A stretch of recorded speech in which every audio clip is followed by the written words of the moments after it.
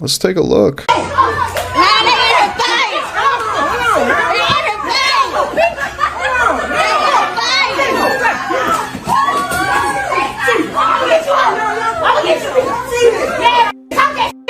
He forgot. I am back. What it do, baby? Now, I'm getting into everybody's questions, but I posted this video first because normally this is the energy that y'all give me whenever I tell you that you shouldn't do oils and butters, and that braids and protective styles are not just the end all be all for Black women. It's actually one of the things that increases your breakage and all of the things. And now, one of the main questions that you guys ask me is like, okay, I know you're saying not to do this, but what do I put on my hair to moisturize it? And are you saying that we shouldn't wear our hair braided all the time? And then on top of that, what protective styles are best for people who have balding and for people who have damaged scalps and follicles? And the truth of the matter is, a protective style is not the thing that you're supposed to run to when your scalp is damaged. I have a question for you. If you break your arm, are you going to protect it by twisting the broken arm with the arm that is no longer broken? Or are they going to put the arm that is broken in a cast so it's not touched and nobody is messing with it, putting extreme tension or anything like that, right? One of the main issues that we have as Black women, we're under the impression that the only thing that you can do to your hair is braids and putting products on your hair and just letting it air dry, where you have so many options, right? Way before Team Natural came along, Black women had set patterns and routines that helped them A, retain length, B, keep and even increase their density, and so many other things. You can use different types of rollers, perm rods, flexi rods, curl formers, and so many other things. But to just put products on your hair and then walk outside, or to put products on your hair and then twist or braid your hair, as a Black woman, you have more options. And I'm going to be real with you. If you are upset by me saying that, then this is not going to be the video for you, because I know you've been searching online, like, what can I do to my hair that's so easy, that requires no extra time for me, that requires me to only just put a product on my hair, leave it like that, it'll stay in that style for a week or two, and I don't have to touch my hair. Well, guess what? Those things do not exist. And even though you guys think that it has existed, now that Team Natural has came and has went, there's still a couple of people holding on.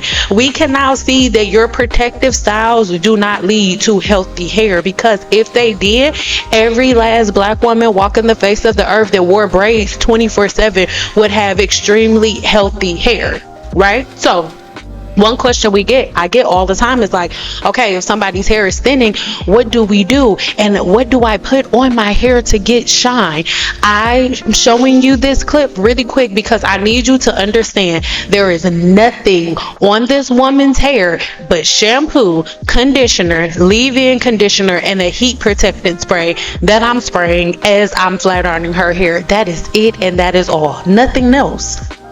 But if I went ahead and put oils and greases and a putty on her hair, or if I used a moisturizer and sprayed a moisturizer all over her hair, these bodyful curls would be a stringy, weighed down mess, because it is only in your mental perception based on the things that you've collected on YouTube and on social media that makes you believe that healthy hair and shiny hair equals or is equated to some type of product, and that's not true. So if your hair is still dry and you've done all of the things, then your patterns and routines need to change, my love, because I'm just being honest with you. You shampooing and conditioning your hair, spraying some leave-in conditioner on it and putting twists in it, and then just walking around, is not optimum hair care. It's simply not. Now, there are a lot of people who will disagree, and if you disagree, go to the part of YouTube that agrees with you. But here, I do not, because it doesn't make sense. After my over a decade in this hair industry, I've been on both sides of the spectrum. And when you are a team natural and trying to make up products, and what products do I put in, and what do I put on to have shine, and what do I put on my hair to make it look like this, the more products you add to your hair, the drier your hair is. At the end of the day, the word moisture it means to create a barrier. To moisturize is to create a barrier. So the reason that the women who using all of these products on their hair have dry hair is because your hair has a barrier on it that prevents the sebum from ever touching it. But within my groups, I explain how even the process of blow drying the hair itself ends up helping you to transport that sebum that's in your scalp, on your scalp, down the hair shaft, even after a freshly shampooed scalp. And these are things that y'all don't understand. Even when we put our clients under the dryer and things of that nature, there are little things that induce or induct different levels of sebum coming out, and then there are different tools that we use that maximize it, right? But again, looking at this woman's hair, she does not have one drop of oil in her hair. Her shine, the luster in her hair, is not coming from oil. It's not. The polish that we were talking about, that you saw me pop up on the screen, the word that you saw pop up on the screen, that was a heat protected. It's not an oil, it's not a grease, this isn't Bantu oil. All of the oils that y'all hear about that give amazing shine, those are not present in the hair salon. So when y'all see women with beautiful shiny hair, it did not come from oils, butters, and greases. And these are the things that I want y'all to understand whenever I'm here on my channel and I'm saying, no, don't do that, do this, or no, don't do that, do this, is because I've already accomplished hundreds and hundreds and hundreds and hundreds and hundreds of times what you guys are fighting to really accomplish with hair products. I did it already multiple times. In my books, I had over 47,000 clients, which means that I did this over 47,000 times. So to have the conversation and to have the debates about oils and butters and greases is absolutely exhausting, because at the end of the day, all of your protective styles actually slow down your sebum production. It slows down your hair growth cycle. It slows down and throws off all of the things in the hair growth cycle. And most of you are stuck in the telogen phase because of all the constant tugging and pulling from the braids and things of that nature. These are the things that I need you to understand. So even when we go back to the question, like, okay, so somebody who is balding and things of that nature, what are the different things that you would do? Now, a lot of people are not going to agree with this. Most people, the first thing that will pop up in your head is like, okay, if somebody has a damaged scalp, or if somebody has balding and things of that nature, right? What exactly are we supposed to do to our hair, right? The first thing you want to do is go run to braids. That's the last thing I did behind the chair. Most of you have seen this video already, but this is a woman who dealt with certain types of scalp inflammation, and she dealt with traction alopecia. Now, we've healed all of these things. Well, when I say I've healed it, I mean as it pertains to the burning and the itching and all of the things that are going on with her seborrheic dermatitis. At this point of her appointment, she already had a treatment for that. Her burning and itching literally already stopped. She was like in shock at this point, right? So now, instead of me doing a big chop, just taking a set of clippers and shaving her whole head the way that YouTubers taught you how to do it, that's literally the worst thing you can do. And the reason that I think it's the worst thing you can do is because you then start a whole new process of just being stuck in this hair product and hair styling thing. Now you're trying every freaking product around because you don't know how the hell to style your hair, because your hair was not cut in a style. They just shaved all of your hair off, which doesn't make sense. It's for absolutely no reason. And it's harder to grow your hair out leaving it alone when your hair actually isn't cut in a style. When you just said, I'm gonna take clippers and shave my head like all of the girls on YouTube did, did, then you end up running into issues.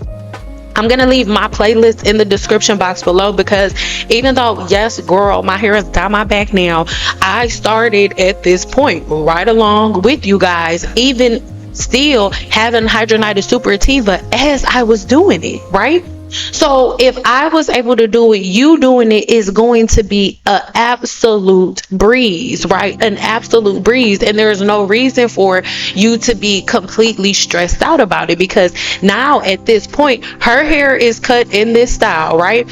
Her texture is a texture that was able to be wrapped with foam wrap without her needing a relaxer, right? But again, everybody's not like that. Everybody, like black women on YouTube love to be like, oh, everybody's different. But when those factors appear, you want to fight against it. Everybody's different. That doesn't apply to like, oh, I can wear my hair wet, or I can comb my hair wet because I'm different. No.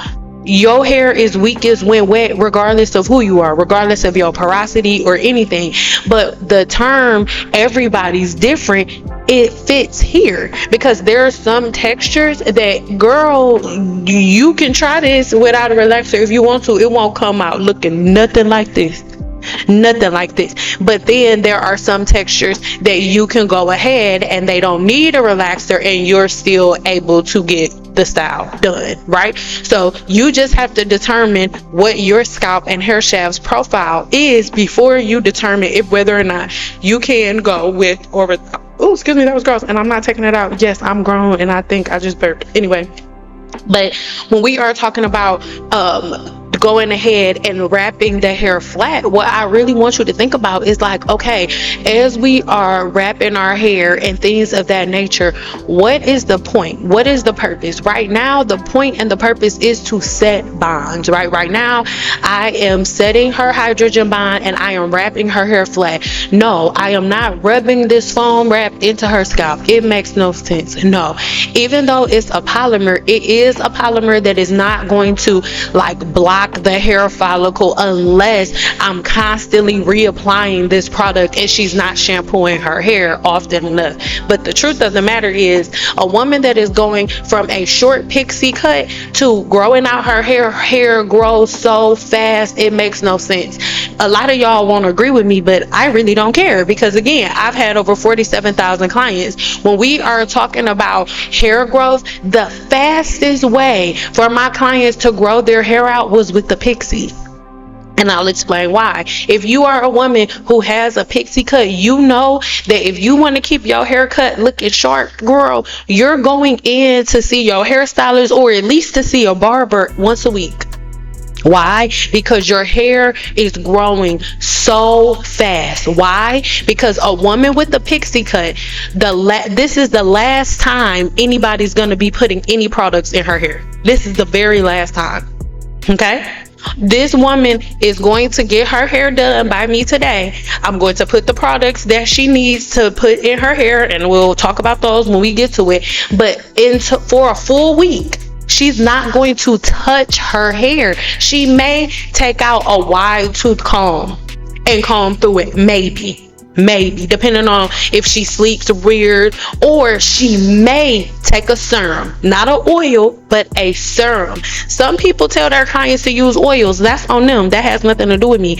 But what we're talking about today is using a serum, and it's so important for you to book consultations first, because if you book a consultation, you know who you're dealing with. You know if whether or not you're dealing with somebody who knows what they're doing, and your locks, your braids, and your twists are not protective. They're not. My Microlocs horror story. That's Microlocs. First off, she was extremely unprofessional. She called me the night before I was supposed to go in at 5 a.m. to get my hair done, and told me, because I had texted her about the date or the time and the location, and she called me and let me know that I had too many questions for her and that my vibe was not matching her vibe, so she would not be doing any retypes for me. This happened the night before I was supposed to go in at 5 a.m. I would have backed out, but I had already paid what I thought was full price up front. When I got there at 5 a.m., she was not there. She showed up 20 minutes late, and then when we got into her shop, she showed me a paper saying that she's allowed to be up to 20 minutes late. After getting there, it took 2 hours for her to even start my hair. Before she started my hair, whenever she saw my hair, she upcharged me. She said that she had not charged me enough for the amount of hair that I have. She had pictures of my hair and of the length, but she had not seen my hair in person. I did not go in for a consultation. That's my first warning to you guys. If you're going to get your hair done, go in for a consultation. Let them see your hair, let them touch your hair, so you will not be upcharged when you get there. She talked with her hands a lot, so a lot of time was taken up with that, with her answering her phone and making calls and things like that. On the first night, her dog, who stayed in the car the entire time, mind you, I was there for 69 hours over 4 days. The dog was in the car the entire time. She let him out once or twice to go potty, and then she would put him back in the truck. Well, on the first night, he decided he was done with that, and he took off. And he ran for like almost an hour, and she chased him with a baseball bat. Yes, a baseball bat. I was afraid she was actually going to use this baseball bat on the dog. She finally caught the dog, but she fell in a puddle and got wet all the way up to her waist. So we went back into the shop, and she said she needed to change her clothes. Well, there was a restroom right down the hall, but she decided to just change her clothes right in front of me. I was shocked and didn't know what to do, so I just started looking around because I don't know her. I literally just met her. That night, she started her period. We left at midnight. I had to be back at 5 a.m. I was there at 5 a.m. She was 20 minutes late. Then she told me that she was cramping really bad and she needed to lay down. So 5 a.m. she comes in and lays down to take a nap. She naps for an hour, and I have to wake her from this nap. So, and then another day, whenever I came in, she left to go to lunch. So never started on time. This was a 4-day ordeal. I was completely and utterly exhausted, not thinking clearly. I wanted to be locked so bad that I just let whatever happen to me. She argued with her boyfriend on the phone in the room with me on speakerphone. She talked bad about all of the people that she worked in the same office with. She upcharged me a second time after she started my hair. She got about halfway through with my hair, halfway through the back of my head, and then told me that I would need to cut my hair or pay her more. What? This is after she's already seen my hair, messed with my hair, and upcharged me the first time. I told her that she could cut the hair, and she came down on the price, and I ended up paying. Again, I made so many mistakes in this appointment. One of the things that she did getting to my hair, I would have accepted all of the problems and the unprofessionalism and everything if I would have gotten home and my hair was what it was supposed to be. But it wasn't. There were holes everywhere. Every single lock has a hole. Bunching from the holes. She put knots in my hair and then put super glue on top of the knot. Yes, super glue. I did not realize that she was using super glue in my hair until I smelled it. But then after I found out that it was super glue, I still allowed her to continue forward. That's on me. So every single one of these locks has a knot on the end, and some of them are smaller than other ones, so you can't really see them, but some of them are really large. And I'm worried about them going through my roots whenever I retie my own hair. So holes, bunching, and up to 7 inches left out from the ends. And my grid is all messed up. It's just a mess. My ends were big poof balls. I went through and 2-strand twisted all of my ends, and then I went through with a tool, this tool here, and got a lot of the holes in the bunching out. It's not perfect, and in the back it's worse than in the front because I can't see the back. But I'm still working on it, and we'll see what happens. So again, this is a warning for people. If you are going to get microlocks, mine are interlocked, make sure that you go in and meet the person in person. See how you interact with each other, how you speak to each other. Let them mess with your hair. You do not want to go through what I went through, and if it starts getting messed up and you know that there's a problem, like I did multiple times, speak up. No matter how much money you spent, it does not matter. Speak up for your hair and yourself. So now I'm going to let you see my hair.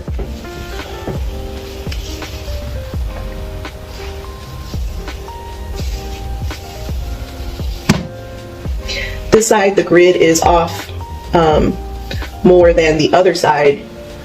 I don't know if you can see that, The different sizes, no? and this is the back, you can see a lot of the lumps and bumps in my hair. Oh back no. below.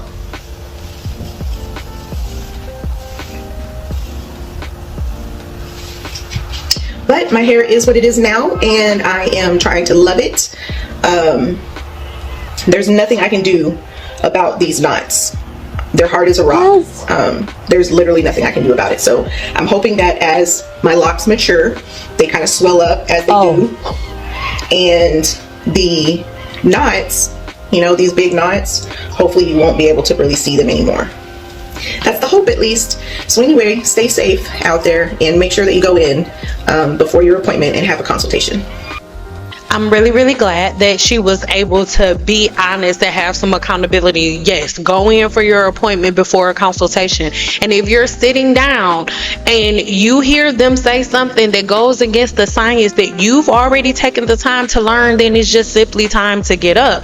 But to answer your questions, me, myself, as a cosmetologist, right, as a research scientist, as an herbalist, I do not support people who have follicle and scalp disorders getting braids. Braids it's so much tension. Your follicle is already damaged. Your follicle is already lacking. It's already deficient. It's already holding on for dear life, right? And an already weak follicle that's struggling to keep your hair within the follicle, you're then going to go and attach all of these braids, whether it's crochet, whatever type of braids you get, even if you're braiding your own hair, you still have tension. When people be like, oh, I don't use braiding hair, I use my own hair. I'm sorry, if somebody braids your real hair tight, isn't it still tight? I love you, but even though braids are great, even though braids are culturally, they belong to Black women, absolutely. The first record of braids is in ancient Kemet. In ancient Kemet, not Egypt. Egypt is what the Greeks called it when they conquered it. In ancient Kemet, the first set of braids were by Black people, 1000%. But y'all don't follow the things that they follow in any way, shape, or form. Because if you did, a lot of the things that you do today would not be done. And you guys would be following the science because our ancestors were magnificent and they understood that essential oils and butters and things of that nature did not go in the scalp. It didn't. It didn't. So these are the things that I need y'all to understand. Even like tribally, some of them would do the whole wash and go thing because they wanted to make their hair hard. And some of the armies in ancient Kemet, they would let their hair harden because the hair would get hard and matted, and it would literally be like a helmet. It would be like protecting them from not bullets, but you know what I'm saying, like from war and stuff like that. Look it up.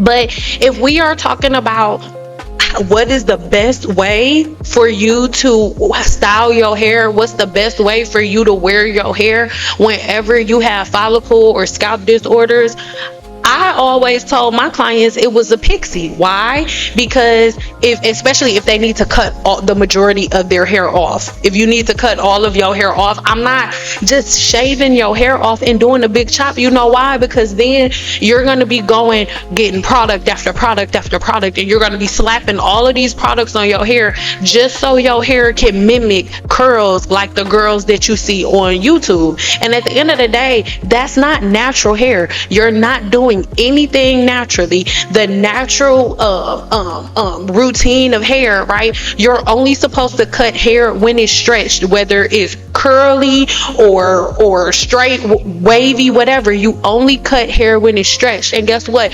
Naturally curly hair is stretched when it's straightened.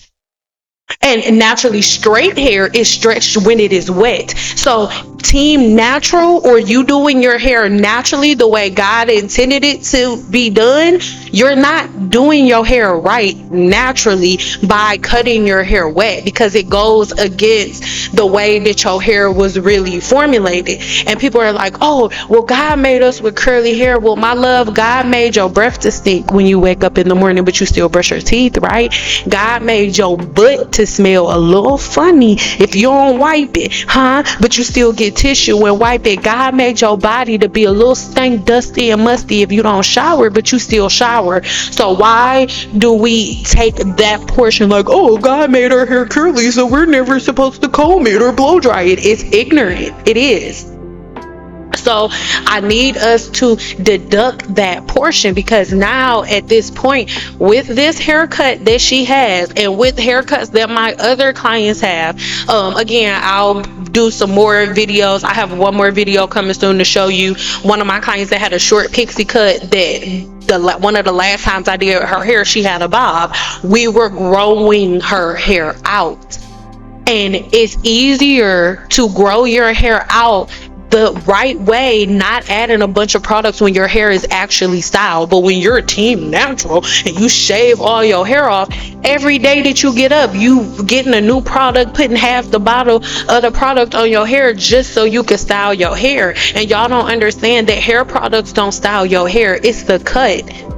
It's the cut and the shape that your hair is in, and then you're able to maintain it with hair products. But you guys make your hair products like the end all be all, and that's the portion that you have to break free from. If you are a woman that is stuck to twisting your hair and braiding your hair, I cannot help you. I can't, because I can't help anybody who's stuck inside of old bottles. You cannot put new wine in old bottles. So if you're not willing to move on and learn something different, if you're not willing to move on and try something new, I cannot help you, because braids, twists, and all of those things are not the only things that you can do. Now, I'll say this, excuse me.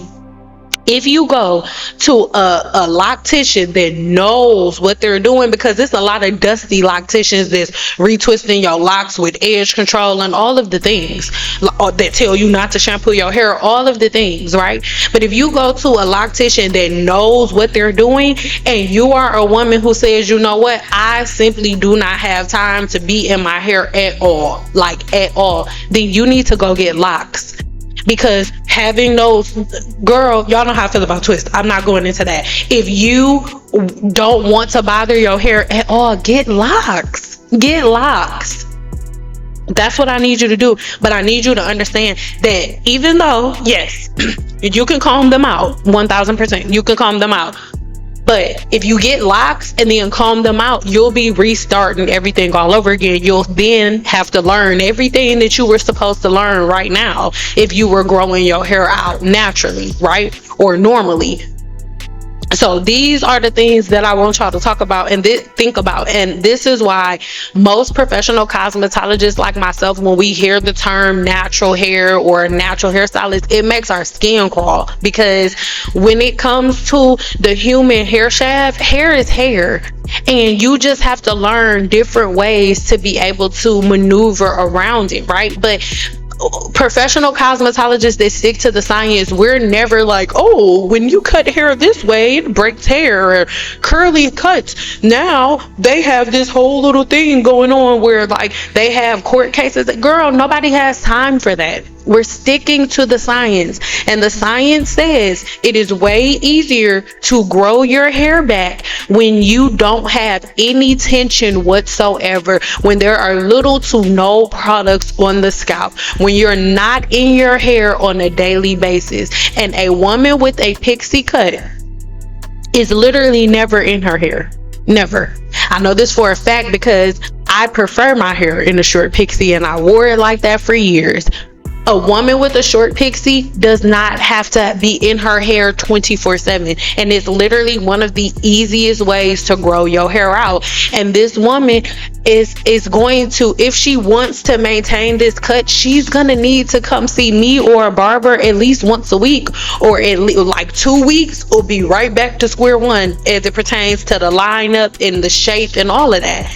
But A woman with a short pixie cut grows hair faster than anybody else on this planet, unless she is going against the patterns and the routines that she needs to follow. So y'all know, I'm not saying that you need to do a pixie cut, but I am saying that you getting braids, you getting twists, and all of these little hairstyles that y'all want to use, these are not going to be the things that help you grow your hair back. They're not. If anything, it's going to make it harder. It's going to make it take longer. Will your hair still grow back? Yeah, but instead of it taking you a couple of months to get back in that cycle, it may take you a couple of years. A couple of years of you trying product after product, product after product, hairstyle after hairstyle, balls of hair coming out of your hand talking about this is 55 to 100 strands. No, baby, that's like 1,000. No, not 1,000, like 10,000. I love y'all so much. If y'all want to know more about shedding, make sure you check the video that is going to pop up here on the screen. But it is so important that you guys get all of this through y'all head, and I really hope that I answered y'all questions. I did it to the best of my ability. We're gonna get deeper into some scientific information in my next video, but we had to address this first. Girl